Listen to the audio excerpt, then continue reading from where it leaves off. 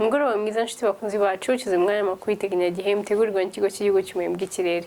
Ugiye kwibagezaho nitwa Umuhoza Janet. Tugiye kurebera hamwe ikirere ko kiro cyifashe mu Rwanda uyu munsi, uko cyifashe umunsi w'ejo, uko cyifashe muri Afrika y'Iburasirazuba ndetse ko cyifashe muri Afrika muri rusange. Tuze no kurebera hamwe uko cyifashe ahandi ku isi. Uko mubibona mu ifoto y'icyogajuru yafashwe ku masaha y'igicamunsi, twirwanye ibicu bike mu masaha ya mu gitondo ndetse n'ay'igicamunsi, uretse ko ay'igicamunsi uko amasaha yagiye akura ibicu byagiye byiyongera cyane mu majyaruguru y'Iburasirazuba za Nyagatare bagiye babona imvura yumvikanamo inkuba, ndetse n'Aburengerazuba n'amajyaruguru y'Iburengerazuba nabo bakaba bafite amahirwe yo kubona imvura mu masaha ya nimugoroba.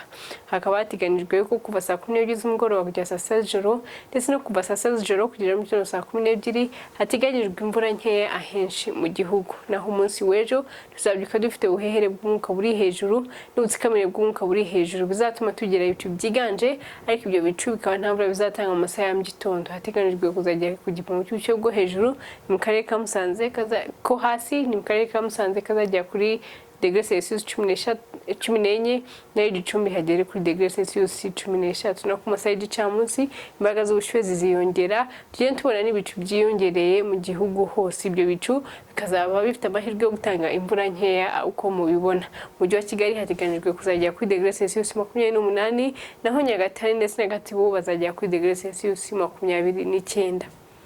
Turebeye hamwe ku kirere kizaba cyifashe muri Afrika y'Iburasirazuba, i Bujumbura hateganijweyo imvura yumvikanamo inkuba, i Kampala ndetse na Entebbe hakaba hateganijweyo imvura nkeya, i Nairobi naho hateganijweyo imvura nkeya, ndetse na Dar es Salaam hakaba hateganijweyo ibicu biringaniye, ariko ibyo bicu bikaba nta mvura bizatanga. Umujyi uteganijwe kuzagera ku gipimo cy'ubushyuhe bwo hejuru ni mu mujyi wa Dar es Salaam, uzagera kuri degree Celsius 30. Turebeye hamwe ku kirere kizaba cyifashe muri Afrika muri rusange, mu majyepfo ya Afrika bakomeje kugira ibihe by'izuba. I Johannesburg ndetse na Lusaka hateganijwe ibihe by'izuba, naho mu Burengerazuba muri Abidjan hakaba hateganijweyo imvura nkeya.